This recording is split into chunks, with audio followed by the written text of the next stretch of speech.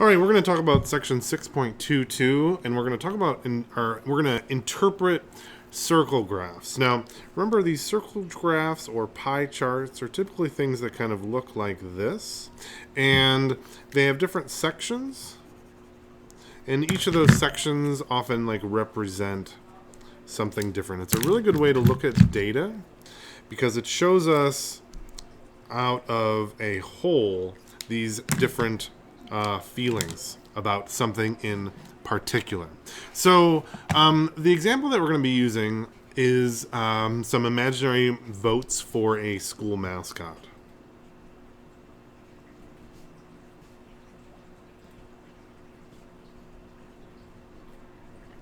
I guess first we should talk about some terms.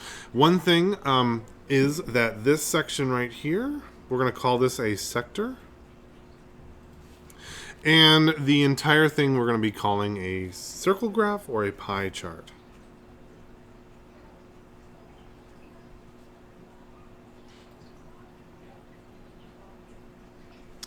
All right, and in this imaginary voting for a school mascot, we're going to say that there are different things to vote for. We have falcons, panthers, eagles,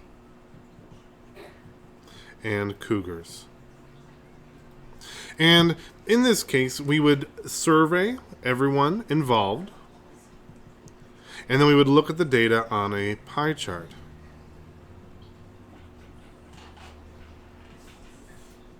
And if we were going to put these things on a pie chart, the amount of votes would correlate to the size of the sector.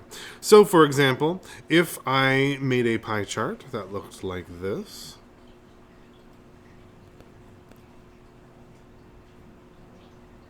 and I said this was falcons, our panthers, our eagles, and our cougars, which section got the most votes? And we can tell that easily simply by looking at the pie chart. And we can see that, well, in this case, clearly the cougars were the winners simply because their sector was the largest. And we're going to be doing some interpreting, and we're also going to be building some of our own pie charts. And I want to talk about how we can build our own, because I think being able to see them is a fairly easy task. Okay, so let's take a look at this one. We're going to look at an imaginary survey for favorite school lunch.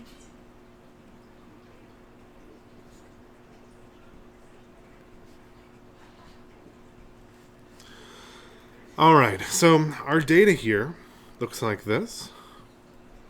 We have 4 things on our survey. We had hamburgers. We had chicken fingers. We had pizza and grilled cheese.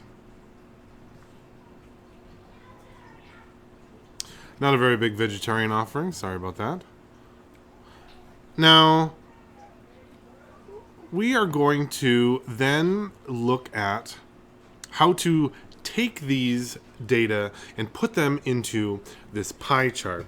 And the percentages that we got after we got our data were hamburgers were 10%, chicken fingers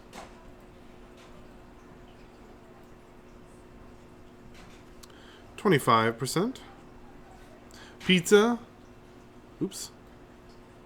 30%, I don't know why I wrote that again, and grilled cheese 35%.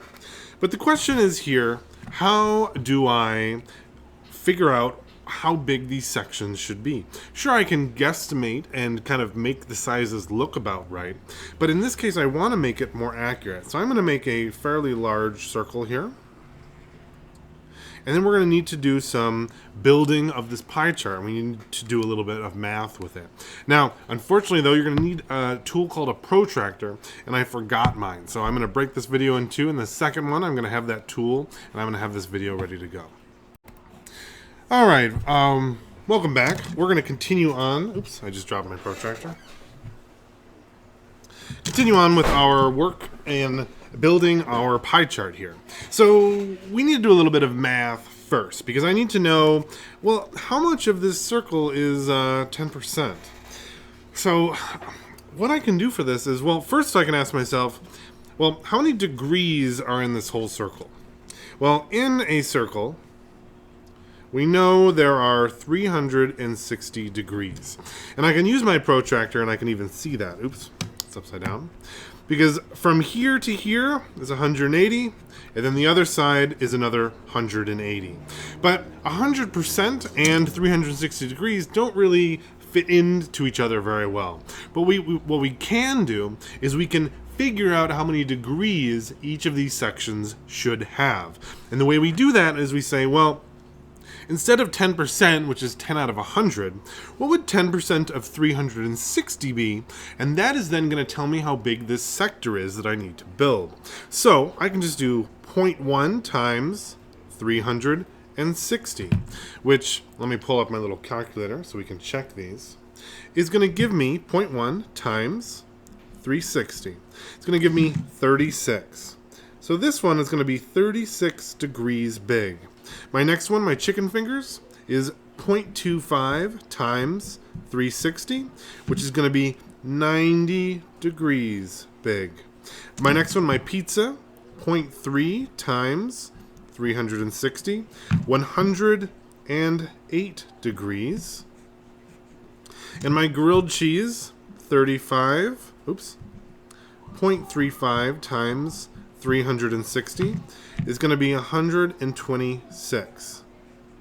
All right, now that I've got my total numbers, and in fact, if I add these up, 126 plus 108 plus 90 plus 36, well, unsurprisingly, I have 360. All right, so now I need to build my circle graph. Okay, I'm going to just add my first line right here. And from this point, I'm going to add in my hamburgers next. So I need 36 degrees. But how do I get 36 degrees exactly on here? Well, I'm going to use my protractor, and I'm going to do some measuring. Okay, so for this, I'm going to make sure to line up my line right here where I'm building, and then I'm going to count up 36 degrees. 30, 35, 36. And this one has a handy little spot where I can put a little mark right there at 36. Okay, so now I can take this off and I can connect my middle line here with my center line. And I'm going to finish this off like that. And now I have 10% of my circle as hamburgers. So I can put 10% hamburgers. All right, next, let's do our chicken fingers. We need 90 degrees. Now, I'm not going to start from the same place that I did last time. This time, I'm going to start from my new line here. And I'm simply going to take 90 degrees. So from here, I'm going to go up to 90. I'm going to make a little mark right there. Oops, it's this one. I should have used another color. And then I'm going to connect my line.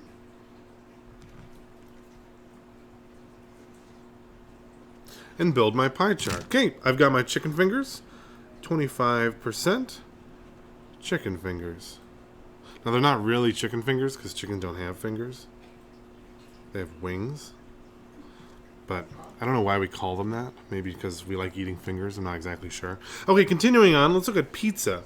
We have 30%, 108 degrees. So I'm going to continue and do the same thing from here. 108. Oops, and I'm off my page, which is why if you do this, you should probably do this in the center of your page and not make the same mistake that I just did. 108. Let's accept 8. So I'm going to cheat and add in a little bit farther in, which I can do. Oops. See, so my 108 is right here. I guess I could kind of do it right on the edge. That'll work. My 108. Now, of course, this does not have to be perfect, but I mean, I'd like it to be as close to perfect as possible. Is my pizza is 30%. And lastly, there's only one left, so I don't have to measure it, which is really convenient. I can check it, though, and see how close I am with my earlier measurements.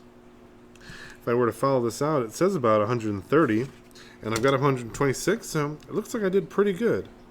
I'm going to have my grilled cheese at 35%. And from here, I've kind of made my chart. Now, I might add in some little colors. I might add some pictures. But the key here for our pie charts is determining what size we're going from this direction. Now, one last bit that I probably should have done earlier and didn't is making these percentages from the total whole that we're working with.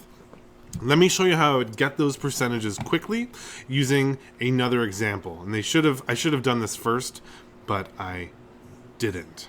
For example, say that we have I should have a little bit of space to do this. Say I had my votes, and my votes were for my hamburger, my chicken fingers, my pizza, and my grilled cheese. Say my hamburger, I had 30 votes. My chicken fingers, I had 75 votes. My pizza, I had 90 votes. And my grilled cheese, I had 105 votes.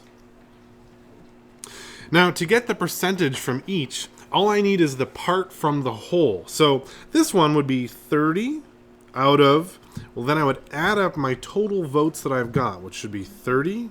Oops, should probably clear my calculator first. 30 plus 75 plus 90 plus 105 is going to give me 300. So 30 out of 300, which I can then divide, 30 divided by 300, is going to be 0.1 equals 10%.